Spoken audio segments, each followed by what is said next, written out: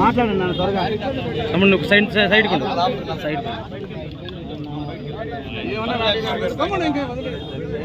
అన్న 2 మాటలు చెప్పే అన్న 2 మాటలు చెప్పండి. 2 మాటలు చెప్పండి. నమస్కారం. ఈరోజు నియోజకవర్గం నుంచి భారీగా వేలాది మంది తరలి వచ్చి నన్ను ఆశీర్వదించడానికి వచ్చిన నా కుటుంబ సభ్యులందరికీ ముందుగా ఉదయపూర్వక నమస్కారాలు తెలియజేసుకుంటా ఉన్నాం.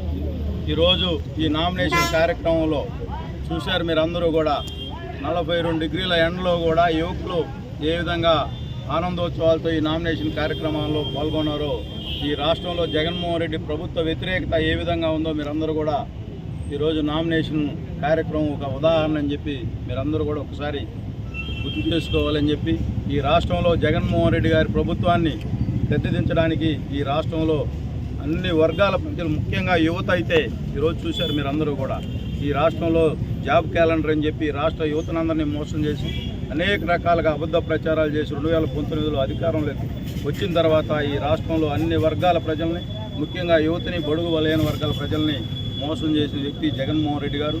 తప్పనిసరిగా రేపు మే 13 జరిగే ఎన్నికల్లో పార్లమెంట్ అభ్యర్థి వేమిరెడ్డి ప్రభాకర్ రెడ్డి గారిని, అలాగే కందుకూరు అసెంబ్లీ అభ్యర్థిగా, ఉమ్మడి అభ్యర్థిగా నన్ను ఈ కందుకూరు నియోజకవర్గ ప్రజలు మమ్మల్ని అడుగులో పెట్టుకొని ఆశీర్వదిస్తారని చెప్పి మేము ఈరోజు ఈ నామినేషన్ కార్యక్రమం తర్వాత తప్పనిసరిగా కందుకూరు నియోజకవర్గంలో రేపు 2024 మే 13 జరిగే సార్వత్రిక ఎన్నికల్లో తెలుగుదేశం పార్టీ జెండా ఎగరేయడం ఖాయమని చెప్పి ఈ సందర్భంగా మీ అందరికీ తెలియజేసుకుంటూ, ఈరోజు ఈ ఎండలో కూడా మహిళలు భారీ ఎత్తున పాల్గొన్నారు. ముఖ్యంగా వాళ్ళందరికీ కూడా పేరు పేరున ఉదయపూర్వక ధన్యవాదాలు తెలియజేసుకుంటూ నమస్కారం.